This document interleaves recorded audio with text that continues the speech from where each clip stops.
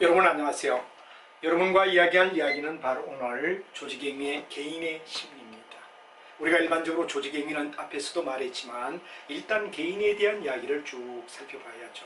그럼 개인이 두 사람 이상 모이면 그 다음 이야기가 집단이죠. 집단은 동문회나 동창회처럼 어떤 특수한 목적보다는 친구를 자기들의 그 목적을 달성하되 조직이 어떤 데는 덜 조직화되었다. 이제 회사 같은 경우는 이제 완전 조직이죠. 예를 들어 길거리에 가수가 노래 부를 때 많이 모여있는 군중은 바로 우리가 봤을 때 조직이라고 부르줄 수도 없고 개인이라도 부를 수 없는 집단이라고 우리가 불러야 된다. 이런 얘기가 되죠. 그래서 집단은 굉장히 중요한 얘기가 바로 커뮤니케이션이 어떠냐. 누가 누구를 갖다 지배하느냐, 권력과 갈등이 나오죠. 그럼 리더십이다 하는 이야기가 중심 이야기가 되죠. 그리고 이제 조직이 될 때는 조직의 문화라든가 조직의 어떤 변화라든가 조직에 대한 설계라든가 그야말로 자기들의 뚜렷한 목적을 가지고 덤비는 주식회사 같은 경우가 조직이다. 그래서 세 개의 영역을 설명하는데 오늘은 바로 개인부터 출발을 하자 이런 얘기가 되죠. 개인은 어떤 심리를 가지고 있느냐 하는 이야기를 개인에 대한 이야기부터 우리가 한번 살펴보자 하는 이야기가 되겠습니다. 그래서 개인의 행위를 갖다 우리가 이제 쭉 살피는 가운데서 여러분이 잘 알지만 개인의 행위 속에는 가장 먼저 인간에 대한 관점이 있습니다. 인간에 대한 관점이 있다. 인간을 어떻게 바라보느냐 하는 이야기. 인간은 바로 개인 혼자를 얘기하는 거죠. 그래서 일반적으로 인간을 갖다 바라볼 때 맥그리거의 X이론과 Y이론이다. 그런데 조직행위 또는 인사관리에서도 반복이 될 정도로 중요한 이야기가 된다. 그래서 우리가 X이론은 성악설입니다. 인간은 원래 나쁘다. 성악설이 근거를 두죠. 그래서 바로 쉽게 조선시대 때 양반들이 상농을 다룰 때처럼 아주 원래 인간은 두들겨 피해야 된다는 이야기. 이런 이야기가 뭐가 되느냐 그럼 뭐 옛날 조선시대 때 남자들이 여자를 대할 때 유교적 사고에 의하여 뭐 여자와 명태는 두들겨야 맛이 난다. 이건 전부 다 성악설이 되는 겁니다. 굉장히 나쁜 거죠. 그래서 절대 이런 X이론을 이하여 산다면 이건 폐만하는 겁니다. 요즘 시대는 X이론은 아니고 갑질행위라는 이야기가 X이론입니다. 그럼 이제 Y이론은 뭐가 되느냐? 성선설입니다. 성선설. 인간은 원래 의해되느냐 그러면 굉장히 착한데 뭐가 되느냐 그러면 어떻게 다루느냐에 따라 사람을 갖다가 감정 돋우면 그 사람도 감정을 유도한다 이거죠. 그래서 성선설이라는 이야기를 갖다 두고 있는데 뭐 구체적으로 제가 설명 안 해도 성악설과 성선설에 대한 이야기 나와 있습니다만 X이론은 부정적 이론이다. 이렇게 우리가 봐주고 전통적이다. 그래서 부정적이며 사람을 갖다 보는 얘기가 부정적이면 여기는 긍정이라는 얘기가 되죠. 긍정적이 되겠죠. 그다음에 여기는 고전적이다. 그러면 여기는 바로 현대적이라는 얘기를 갖다 우리가 쓸 수가 있다. 이렇게 대비를 시켜주는 거. 이 정도는 여러분이 충분히 이해할 수 있지 않느냐. 그래서 X이론은 바로 부정적이고 전통적이다 하는 얘기가 되고 성악설이죠. Y이론은 바로 긍정적이며 근대적이다. 현대적이다. 뭐 이렇게 근대 현대라고 우리가 말할 수 있다 하는 이야기로 설명을 할 수 있죠.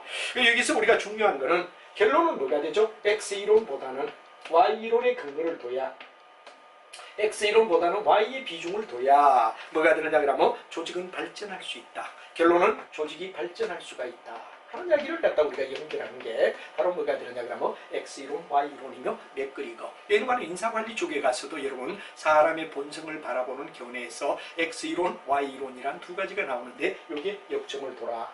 성악설은 굉장히 부정적입니다. 성선설은 굉장히 긍정적입니다. 그리고 옛날에 고전적이라면 이건 현대적이고 그다음 근대적이다 하는 말이 되며 항상 조직은 X이론보다는 Y이론의 근거를 둘 때 우리는 더 발전할 수 있다. 하는 결론을 여러분이 알아두면 되겠습니다. 그 다음에 아지리스라는 사람이 나오죠. 아지리스는 굉장히 유명한 이야기가 되고 이 아지리스는 굉장히 우리가 봤을 때 조직행위에서 유명한 사람입니다. 성숙, 미성숙 이론을 갖다 우리가 얘기한 사람의 대표적인 게 아지리스다. 이렇게 우리가 말하죠. 이 아지리스는 어떤 이야기를 갖다 했느냐 그러면 사람은 비교적 어떤 자가 미성숙 상태로 조직에 들어간다. 그렇지만 그 조직이 좋다면 성숙해진다. 그러니까 만약에 우리가 일반적으로 봤을 때 사람은 누구나 맨 먼저 미성숙 상태로 가지만 미성숙이 어디로 되느냐 그 조직이 좋다면 성숙 단계로 우리가 이들을 만들어준다. 근데 만약에 개인이 어떤 집단에 들어가서 미성숙 상태로 들어갔는데 성숙해지지 못하면 이것은 바로 이성숙 상태로 들어가도 성숙을 시켜주는 게 뭐가 되느냐 조직에 뭐가 되느냐 그럼 바로 본연의 의무며 조직이 좋다면 우리가 삼성 들어간 이유가 뭡니까? 삼성 들어간 이유는 좋아하는 이유는 미승수가지만 삼성에 들어가면 승수한 인간으로 만들어준다는 얘기가 되는 거지. 그렇기 때문에 우리는 바로 미승숙 사람을 승숙화시켜주고 만약에 이렇게 미승숙을 승숙화시켜주지 못한다면 그건 조직의 책임이다. 조직의 책임이다 하는 이야기로 얘기를 하며 거기에 승숙, 미승숙의 단계는 뭐 쭉 나와 있습니다만 수동적이고 소극적이다. 그럼 이건 미승숙입니다. 그러나 우리가 봤을 때 능동적이고 적극적이다. 그럼 승숙의 단계라고 말하죠. 그 다음에 의존적이다. 그럼 이건 미승숙입니다. 독립적이다. 승숙이죠. 이렇게 쭉 가서 자기이익이 결여되어 있다. 그러면 이건 뭐가 돼? 자기의식이 결여되어 있다. 그러면 이건 바로 결론은 미승숙의 단계를 얘기하죠. 근데 많아요. 자기에 대한 의식이 바로 자기 통제가 가능하다 이럴 때 이건 뭐가 되죠? 승숙의 이야기가 된다. 그래서 승숙, 미승숙 이론을 여러분이 알아두고 또 아질리스는 이런 얘기를 많이 했습니다. 나중에 앞부분이나 뒷부분에 가면 인사관리론에 들어가면 바로 여기에 나오는 아질리스는 뭐냐? 노동자와 사용자의 목적은 다르다. 노사의 목적은 다르다. 이렇게 얘기를 했습니다. 이거는 우리 책에는 나오지 않았지만 한번 보죠. 노사의 목적은 다르다.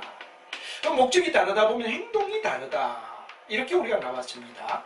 결국은 뭐냐? 사람이 자기가 추구하는 어떤 목적이 다를 때는 행동이 다르다는 얘기가 되죠. 그래서 노사는 영원한 지평선의 관계라는 레일로드와 같다. 서울역을 출발해서 부산역에 도달하는 뭐가 되냐? 경부선에는 평행선을 갖다 유지해줘야만 뭐가 됩니까? 철로의 역할을 하죠. 이럴 때 우리는 뭐가 되냐? 그럼 노사의 관계는 이와 같다. 목적이 다르다 말이야. 노동자의 목적은 뭐가 됩니까? 작게 일하고 월급을 많이 받고 싶다 하는 게 노동자 입장일 겁니다. 반면에 사용자 입장은 어떻죠? 그렇죠. 많이 부려먹고 적게 월급을 줘도 좋아할 사람을 좋아한다. 이건 사용자란 말이야. 그래 노사의 평화는 영원히 이루어지기가 어렵다 그러며 목적이 다르면 행동이 다르다는 이야기를 한 사람도 아질리스의 내용이다 하는 것도 여러분이 알아둬야 됩니다. 그래서 이제 옛날에 뭐가 됩니까? 테일러가 말할 때 뭐가 되느냐? 그럼 월급만 많이 주면 노동자들은 어디 되느냐? 그럼 말을 잘 들을 거다. 그렇지만 노동자와 사용자는 영원한 지평선이기 때문에 노사의 평화가 이루어지기는 어렵다는 이야기를 우리는 누가 말했죠? 아질리스라는 학자가 얘기했다 하는 이야기를 참고로 여러분이 알아두시면 좋겠다 하는 이야기를 드리죠. 그럼 이 아질리스는 이 사구문을 갖다 형성했습니다.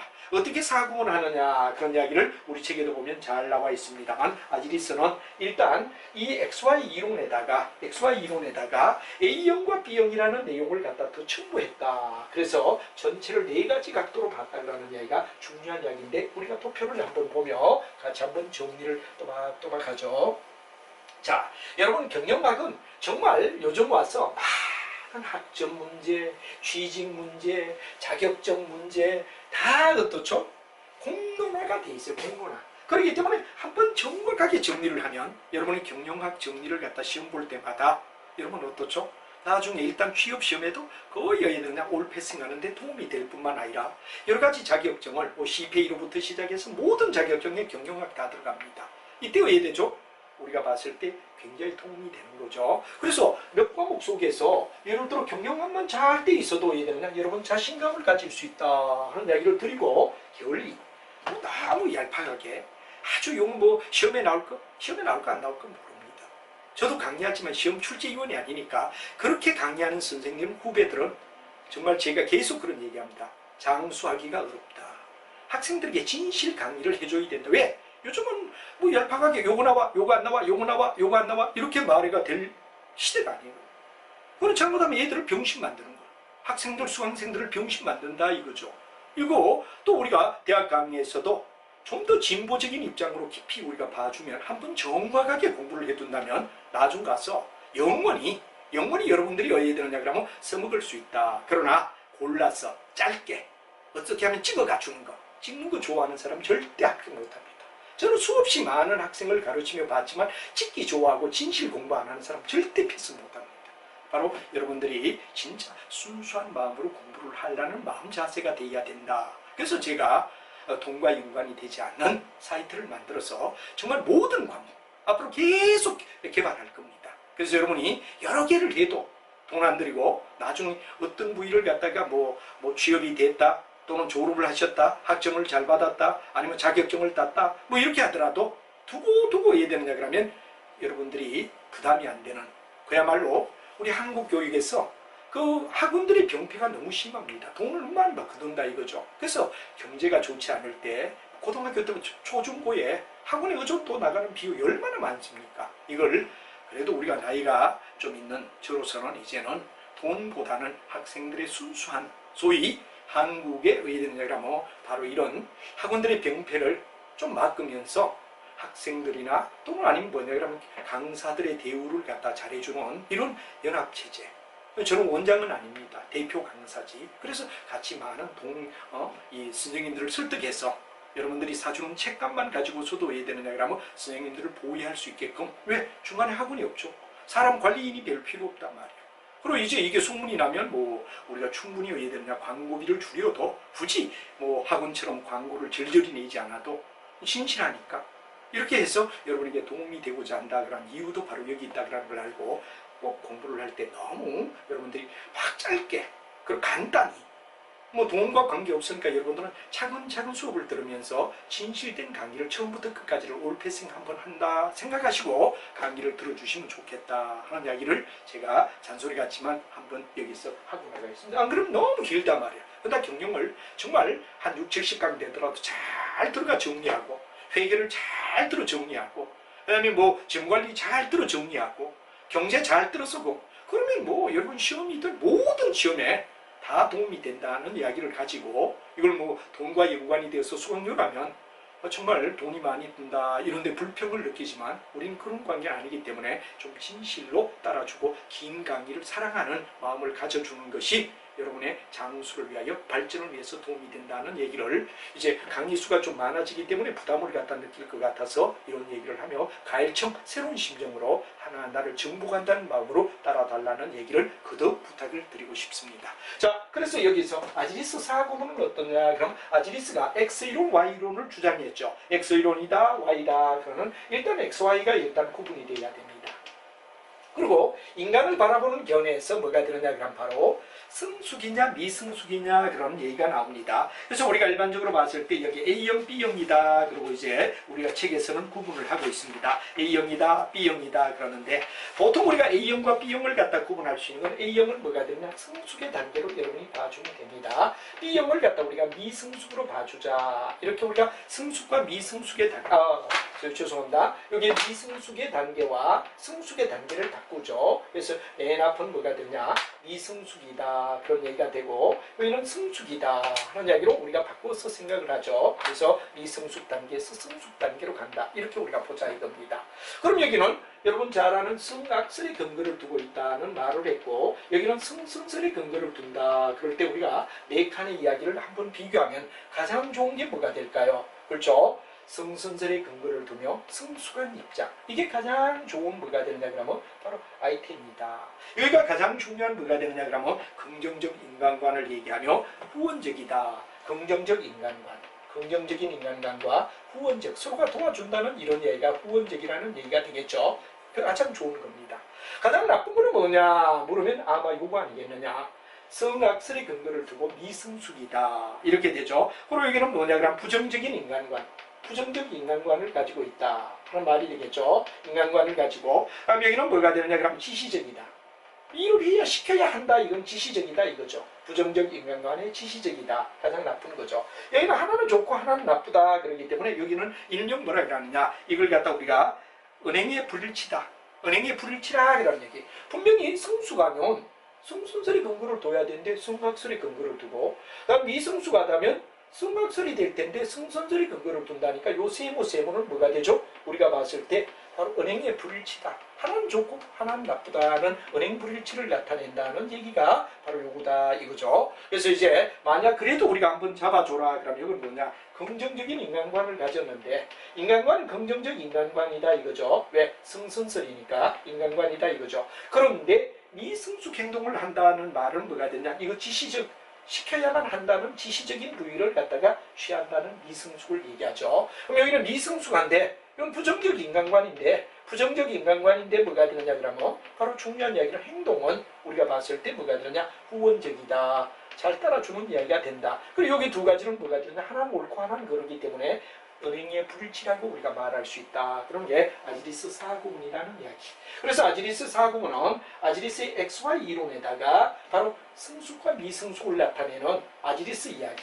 그래서 우리가 일반적으로 봤을 때 뭐가 되느냐, 성악설, 성선설을 얘기하는 맥그리그 이론에다가 승수과 미승수를 얘기하는 아지리스 이야기를 섞어둔 것이 아지리스 사고문에 속하는 영역이다 하는 이야기를 여러분이 하나하나 논리적으로 이해를 하시면 편안하게 지나갑니다. 너무 급한 건 좋지 않습니다. 여유를 가지고 자기를 위해서 공부를 차근차근 진행하며 따라와서 완벽한 완성이 될 때 바로 여러분 경영학은 여러분을 많이 도와줄 겁니다. 그래서 중간쯤 와서 아이고 뭐 이렇게 길어 이런 생각보다는 처음부터 끝까지 완벽하게 처리하자 하는 개념으로 여러분이 해준다면 CPA 공인회계사로부터 모든 자격시험의 경영학 들어가면 다 가바가 될 수 있습니다.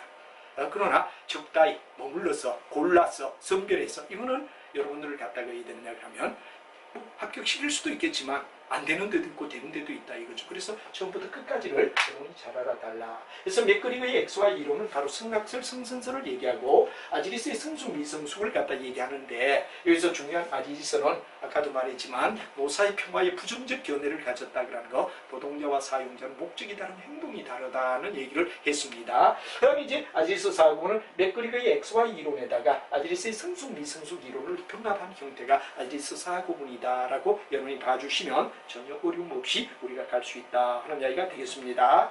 자, 그 다음에 이제 우리가 중요한 이야기는 바로 인간 개인 행위에 대하여 우리가 여러 가지로 살펴보자 이런 얘기가 되죠.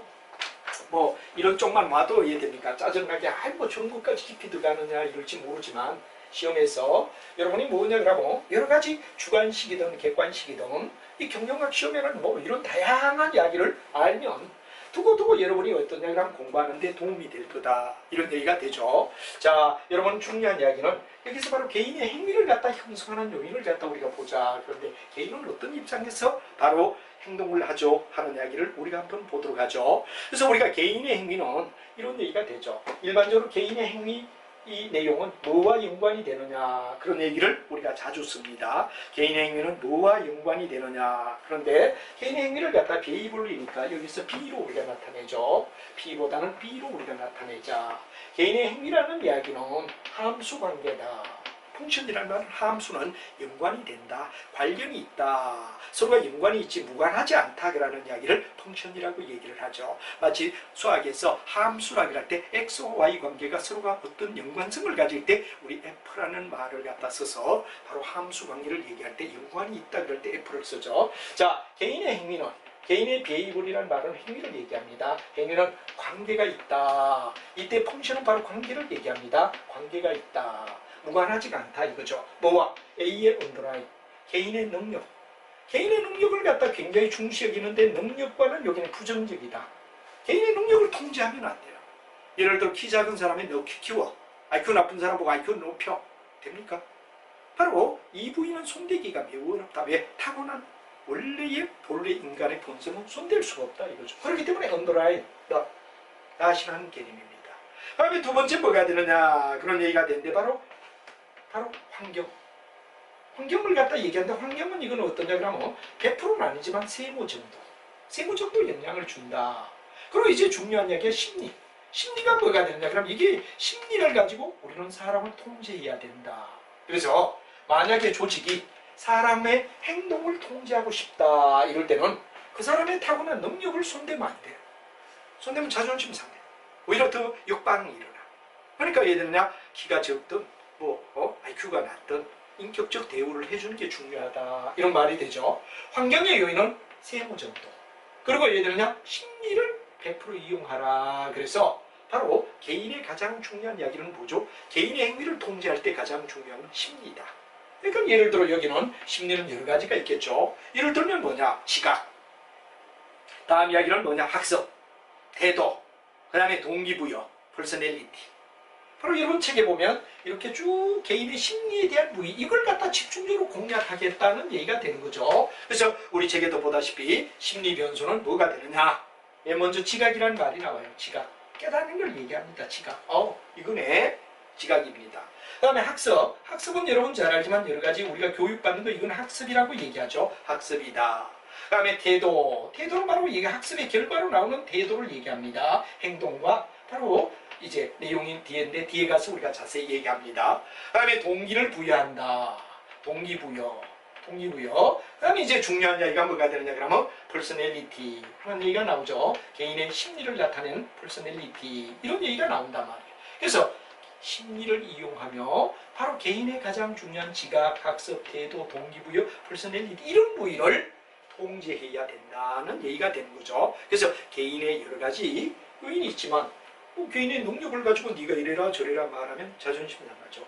환경을 멋대로 해야 된다 그러면 뜯어고칠 수는 없어. 그래서 조직이 개인의 심리를 통제해서 뭐가 되느냐 그러면 개인을 이끌어가야 바로 개인의 행위를 갖다가 너희들은 통제할 수 있고 자기들이 바라는 쪽으로 연결이 될 수 있다 하는 얘기가 되다 보니까 바로 이 장에서 우리가 배우는 집중적 이야기는 행위를 갖다 우리가 얘기할 때 관계에서는 능력이나 환경을 보다는 심리 쪽에 역점을 두고 있다. 그런 이야기가 개인의 행위를 바라보는 시각이며 여기에 대하여 이제 여러분하고 바로 어디까지 우리가 일반 집단 앞까지는 이 문제를 가지고 여러분하고 쭉 다루며 개인의 심리를 달아나가겠다 하는 이야기를 여러분에게 설명드리며 하나하나 연결해 보도록 하겠습니다. 자, 그래서 우리는 개인의 행위를 갖다 바라볼 때 어떤 행위로 보느냐에 따라 우리는 부분적으로 볼 건가 아니면 전체적으로 볼 것이냐 하는 이야기를 가지고 고민을 합니다. 하나하나의 행위를 끊어서 볼 것인가 아니면 이걸 전체적으로 우리가 바라볼 건가 하는 이야기가 부분적이냐 전체적이냐 그런 관점이다. 이렇게 얘기하죠. 부분적이냐 전체적이냐 하는 이야기가 나옵니다. 그래서 사람들이 어떤 행위를 그 사람 성실해 그럼 두리뭉실 전체적인 입장으로 보았다 이거죠. 그러나 그 사람 왜 성실한지를 하나하나 분리하며 예를 들어 뭐 청소를 잘한다 아니면 뭐 숙제를 잘한다 과제를 잘한다 이렇게 부분적은 하나하나 끊어서 우리가 본다 그런 얘기가 부분적입니다. 하나하나 행동을 분리해서 본다. 행동을 어디에 되느냐 끊어서 보자. 하나하나 행동을 분리해서 보자 하는 얘기가 우리는 부분적이라고 얘기를 하죠. 그러나 여기 전체적은 어떠냐 이렇게 분리하지 않고 전체적은 예를 들어 그 사람의 성격은 정말 어떤 얘기라면 바로 굉장히 성실한 성격이야. 성실하다.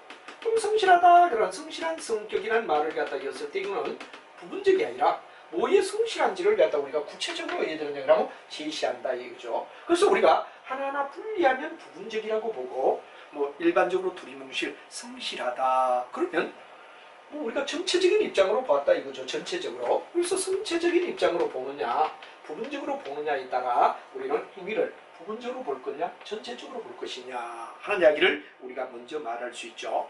그래서 우리가 일반적으로 본다면 부분적이다 그러면 행위를 하나하나 끊어서 바라보는 걸 얘기하고 변수를 놓고 우리가 보는 거고 전체는 너무 두리뭉실 비과학적이다 그런 비판을 받는다는 것도 알아둬라 이거죠. 그래서 이제 개인의 행위를 갖다 우리가 이제 볼 때 부분적으로 분리시켜서 본다면 행태론적이라는 말을 갖다 씁니다. 우리가 일반적으로 이런 말을 쓸 때마다 행태론 그러면 행태라는 말이 어디에 됩니다. 거리가 있죠. 바로 이때는 굉장히 중요한 게 행태는 행동과 태도란 말의 준말입니다. 행동과 태도란 말의 준말 행태란 말을 갖다 쓰죠. 행은 행동을 얘기하고 태는 태도를 얘기하죠. 행동과 태도를 다 가지고 우리가 따진다. 그러면 하나하나 분리해서 따져준다는 얘기가 행태론이다 이거죠. 그래서 우리가 일반적으로 봤을 때 어떠냐 그러면 이런 얘기가 나옵니다. 바로 우리가 왓슨이라는 학자가 이 내용을 갖다 이제 행동을 갖다 우리가 보는데 분리해서 우리가 따져주는 겁니다. 하나하나 분리해서 우리가 보자 하는 말을 쓰는데 어떤 내용을 쓰느냐를 우리가 한번 보도록 하죠. 자, 여러분들이 뭐가 되느냐 그러면 만약에 행동과 태도를 하나하나 분리해서 우리가 본다. 그런 입장에서는 왓슨은 뭐라 그러냐. 바로 어떤 자극이 주어졌을 때 하나의 시뮬레이션, 일종의 하나의 자극이라고 얘기하죠. 자극이다. 어떤 자극이 주어지면 거기에 대한 반응을 갖다 우리가 생각하자 이거죠. 예를 들어 내가 배가 고프다. 그러면 식당으로 나도 모르게 발걸음이 옮겨진다. 그러면 배고픈 상황은 뭐가 되죠? 하나의 자극의 상황이라고 얘기하죠. 그러면 내가 나도 모르게 발걸음이 걸어져서 식당으로 걸어간다. 그럼 이건 뭐가 되죠? 반응이라는 얘기가 되죠. 그럼 이거 자극에 대한 반응이 일어난다. 그럼 이 자극에 대한 반응을 가지고 얘 되느냐 중간에서 바로 반응을 갖다 조율한다. 그런 걸 강화라고 얘기를 합니다. 강화라고 얘기를 하죠. 강화는 상과 벌을 가지고 더 일을 갖다 잘하게끔 만드느냐 아니면 억제하느냐 하는 이야기가 바로 반응이 되는 거죠. 그래서 이 반응에는 상을 주면 앞으로 계속 잘하라, 상을 줄 때는 고인하라는 얘기가 되죠. 앞으로 계속 고인하라. 벌을 줄 때는 뭐가 되느냐, 그런 일을 하지 마라, 스톱하라, 이런 얘기가 되겠죠. 그래서 고인이 있냐 스톱이 있냐를 상과 벌을 가지고 우리가 조율을 한다. 그런 걸 갖다 우리는 일반적으로 뭐가 되느냐 그럼 바로 개인의 행위를 우리가 바라볼 때 행동과 태도를 가지고 우리가 바라본다 할 때 일어나는 이야기다 이거죠. 그래서 이건 급급질이다 이거죠. 급급질. 그럼 행태론의 반대가 뭐가 되느냐 그럼 뒤쪽에 가면 바로 나오는 뭐냐 그러면 일종의 내용 속에서 보면은 뭐가 인지적이란 말이 나옵니다. 그래 행태론의 반대가 뭐가 되느냐 그럼 인지는 뭐가 되느냐 인지론적이다 그런 얘기가 나오는데 뒤쪽 가서도 얘기를 합니다만 자극에 대한 반응을 갖다가 그냥 바로 가는 게 아니라 인지의 과정을 거쳐서 아마 얘가 이런 고민을 해서 이런 이야기가 일어났을 거야 하고 자극과 반응이라는 이야기를 갖다가 그 사이에 인지의 단계를 거친다는 이야기가 바로 중요한 이야기가 됩니다. 여기는 자극에 대한 반응을 바로 가져온단 말이에요. 근데 여기에 인지론적이다 그럴 때 내적 과정을 거친다는 얘기가 되죠. 심리적인 내적 과정을 거친다 그러면 이거는 행태론의 반대. 행태는 바로 행동과 태도니까 그 급질을 가지고 보는 거다 하는 이야기가 된다면 인지는 뭐가 되죠? 내적 과정을 갖다가 고민하게 된다 하는 이야기가 되고 행태론의 유명한 학자는 왓슨이라는 학자. 왓슨이 어떤 이야기를 했죠? 자극에 대한 반응을 갖다 보일 때 그 사이에 바로 상과 벌을 가지고 조율할 수 있다는 강화를 지정한 사람이 왓슨이다. 이런 얘기가 되고 S는 바로 외부의 자극을 얘기하고 R은 거기에 대한 반응을 얘기하며 강화는 반응에 영향을 주는 강화 요인. 바로 쉽게 이야기하면 상과 벌이라는 두 가지가 있다. 상을 줄 때는 앞으로 계속 더 잘하라. 계속 잘하라는 얘기로 상을 줄 거고 벌은 현재 하고 있는 일을 스톱하라 이런 이야기에서 바로 강화라는 이야기가 나오는데 바로 자극에 대한 반응에 강화가 있을 때 이건 뭐가 되죠? 우리가 봤을 때 행태론이다. 행동과 태도만 가지고 그 급질을 보는 거다. 그럼 이 행태론의 반대가 뭐가 되죠? 자극을 줬을 때 인지의 과정을 거쳐서 반응을 보인다는 인지의 과정을 거치는 내적인 이야기. 이거는 외적이라 그러면 이건 내적으로 우리가 사람을 관찰을 했다는 이야기로 설명할 수 있다. 그런 게 있고 행태론 행동과 태도니까 외부죠. 내적이란 말은 인지란 말은 뭐가 됩니까? 바로 내부적으로 이런 말이 되니까 우리가 일반적으로 봤을 때 내부적이라는 얘기가 되는 거죠. 그래서 인지의 과정. 근데 이제 문제는 이 행태론의 이야기는 뭐가 되느냐 그러면 바로 우리가 상이냐 벌이냐에 따라 달라진다. 결과가 달라진다는 걸 효과의 법칙이라고 얘기를 합니다. 일반적으로 상을 긍정적 강화라고 얘기하죠. 벌은 부정적 강화라고 얘기한다. 상을 주고 격려를 하든지 벌을 줘서 억제시키는 이야기를 갖다 우리는 일반적으로 두 가지가 있고 이제 효과의 법칙은 바로 상을 주면 계속해서 더 잘하고 어떤 일을 하지 말라고 막으면 벌을 주면 우리가 예전처럼 바로 강화 요인의 효과를 가져온다 하는 말을 우리가 얘기하고 근데 이게 너무 예되느냐 그러면 내부적인 어떤 내용을 갖다가 예되느냐 프로세스를 얘기하지 않고 있다. 너무나 그 껍질만 보고 우리가 따진다 하는 게 행태론의 비판이다 이거죠. 사람은 심리적으로 내적 과정을 분명히 가질 텐데 행동과 태도 그 드러나는 부위만 가지고 우리가 보는 것은 문제가 있다. 그래서 행태론은 너무 내적 과정을 무시한 채 외적 과정만 강화를 했다는데 비판을 받는다 하는 정도만 여러분이 알아두고 거기에 대한 내용으로 이제 여러분 왓슨에 대한 행태론의 반대적 이야기가 바로 여러분이 잘 아는 뭐가 되느냐 일종의 하나의 인지적 접근법이다 하는 말을 우리가 얘기할 수 있어요. 인지의 과정을 우리가 한번 살펴보자 이런 얘기가 되죠. 인지의 과정을 우리가 한번 살펴보자. 자, 인지는 여러분 잘 알지만 하나의 뭐가 되느냐 우리가 잘 쓰지 않는 말이다 보니까 아까는 자극에 대한 반응을 가지고 얘기했고 그 중간에 상과 벌이라는 요인을 가지고 바로 우리가 봤을 때 긍정적 요인은 상, 부정적 요인은 벌을 준다. 그런 강화에 대한 이야기를 했죠. 그래서 긍정적 강화는 상을 얘기하고 부정적 강화는 벌을 얘기하는데 이 상과 벌을 가지고 통제를 갖다 하는 게 행태론의 이야기고 바로 효과가 있더라. 그러니까 효과의 법칙인데 너무 내적으로 그 껍질만 가지고 우리가 따지며 내부적인 인지를 무시했다. 정신 과정을 무시했다. 이렇게 우리가 얘기하죠. 근데 많아요. 인지적이다 이럴 때 인지적은 뭐가 되느냐? 바로 자극에 대하여. 바로 반응이 아니는 게 아니라 인지의 과정을 거쳐서 반응을 일으킬 거다. 이게 뭐가 되느냐 그러면 바로 인지적 접근법의 도표다 이거죠. 이게 바로 인지의 과정을 거친다는 이야기, 내적 심리 과정을 거친다는 이야기를 설명하고 있습니다. 그래서 우리가 만약에 어떤 이야기를 줬을 때 이런 고민을 해서 이런 결과가 나오겠지? 바로 내적 과정을 얘기하는 인지적 접근법이라고 말할 수 있다 하는 얘기가 되죠. 그래서 여기서 더 들어가는 게 아까 S와 R은 똑같은데 내적 과정에 이르는 과정에 O가 이해되냐면 우리가 봤을 때 이 O의 과정을 거친다 그러는 게 바로 일종의 하나의 뭐가 되냐면 인지적 접근법의 바로 외부적 접근과 차이점이다. 아까는 자극에 대한 반응. 단지 여기서 뭐가 되냐 RE를 줬다는 얘기는 인지의 과정을 거친다는 얘기가 되죠. 그럼 인지란 말은 뭐가 되느냐 그런 얘기인데 지각을 하고 기억을 하고 정보를 처리하는 정신적 과정, 정신적 내적 과정을 갖다 우리는 인지라고 불러준다 그런 이야기를 여러분이 꼭 생각해야 됩니다. 인지다 그럴 때 인지는 바로 정신적인 내적 과정을 갖다 거쳐갈 때 이게 인지다 하는 이야기를 여러분이 머릿속에 알아두시면 외적 과정과 차이가 있다 하는 이야기를 여러분이 알아두시면 될 거다. 근데 이게 지나친 게 뭐냐 그러면 내적 심리를 갖다 달았다는 얘기가 되고 잘못하다 보면 너무 지나치게 주관적이 될 수 있다는 게 내적 과정의 문제다 하는 이야기를 여러분에게 설명을 드릴 수 있습니다. 자, 그 다음에 이제 우리가 중요한 이야기는 퍼스널리티라는 말이 나옵니다. 퍼스널리티라는 말은 뭐를 갖다 퍼스널리티라고 얘기하죠 하는데 한 사람 한 사람마다 독창적인 차기성을 우리는 퍼스널리티다. 여러분은 여러분 나름대로 또 저는 저대로 한 사람 한 사람마다 독특한 어떤 바로 그 사람만의 특유함 이걸 갖다 우리는 퍼스널리티라고 얘기를 하더라 하는 말이 되죠. 그래서 퍼스널리티는 환경과 조건에 관계없이 비교적 장기적으로 어떤 얘기는 일관된 행동. 여러분 뭐 말은 모르지만 선생님들마다 강의할 때마다 그 사람만의 독특한 선생님들마다 다 독특함이 따로따로 있다 이거죠. 그렇듯이 우리 이걸 갖다 퍼스널리티라고 하더라. 그래서 조직 행위에서는 개인의 성격을 말하고 있다.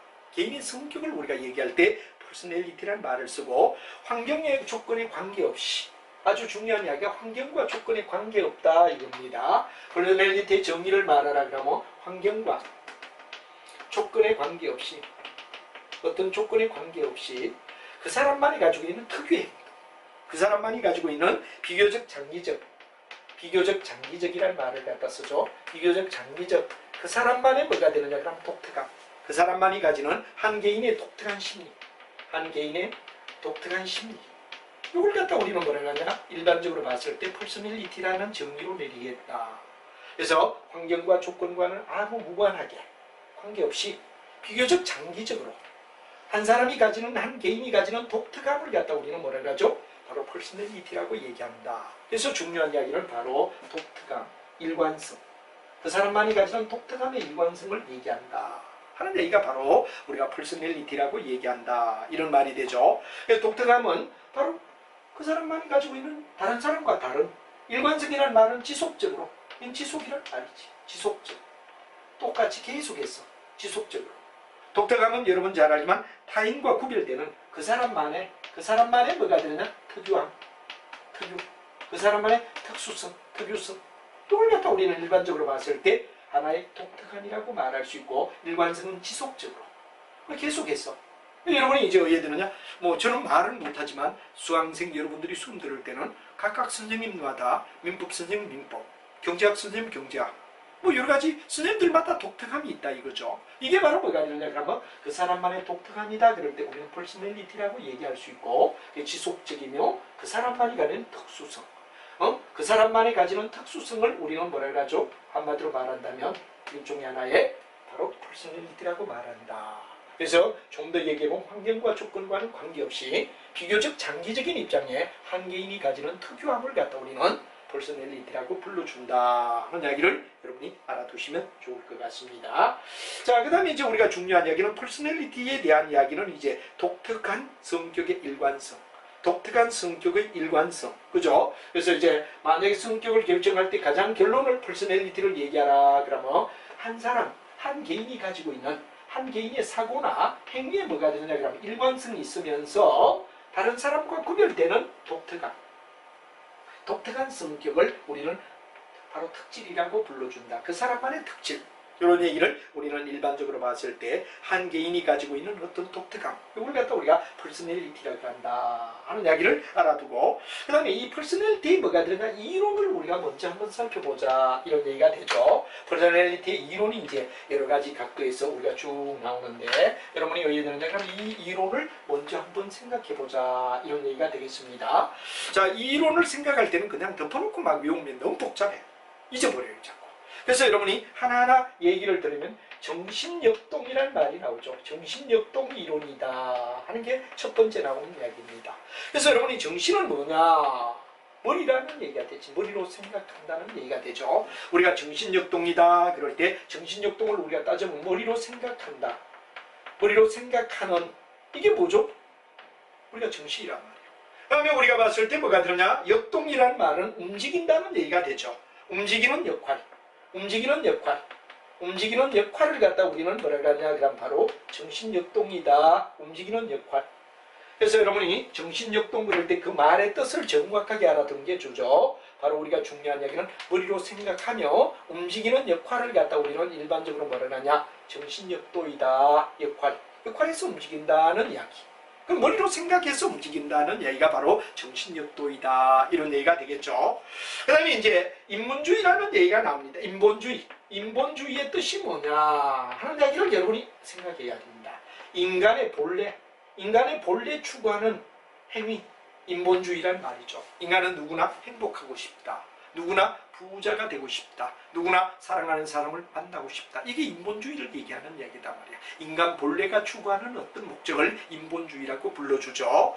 그 다음에 이제 우리가 얘기하는 특질, 요 세 가지가 나옵니다. 특질은 아까도 말했지만 바로 다른 사람과 구별되는 어떤 독특한 행위를 특질이라고 불러준다. 그래서 우리가 보통 이 퍼스널리티 이론을 갖다 얘기할 때 정신역동이란 말이 나온다. 아, 이건 머리로 생각하는 대로 움직인다. 나도 모르게 사랑하는 사람의 집 앞에 나의 발걸음이 걸고 가고 있다. 이건 머리로 생각하는 데에서 행동이 일어난다는 걸 연결하는 걸 정신역도이라 이런데, 배가 고프니까 나도 모르게 식당 앞으로 가고 있더라. 정신역도이죠. 그 다음에 우리가 두 번째 이야기는 나는 행복하고 싶다. 나는 사랑하는 사람을 만나고 싶다. 이건 전부 다 인간의 뭐가 되죠? 인본주의를 얘기하죠. 인간 본래의 어떤 추구. 이걸 갖다 추구하는 걸 갖다 인본주의라고 우리가 불러준다. 그 다음에 이제 특질은 그 사람만이 가지고 있는 독특함을 갖다가 연결하는 거. 요 세 가지. 그래서 정신역동 이론, 두 번째 인본주의, 세 번째 특질의 행위가 있는데 요 세 가지가 보통 퍼스널리티를 설명하는 가장 대표적인 어휘들이란 내용이다 하는 이야기를 그렇게 생각하지 말고, 정신 머리로 생각한다. 역동 움직이는 역할이네. 머리로 생각하는 대로 움직인다. 아까 대표적으로 배가 고프면 나도 모르게 식당 앞을 가고 있더라. 또 사랑하는 사람의 집 앞에 나도 모르게 왜 됐냐 걸어가고 있더라. 정신역도입니다.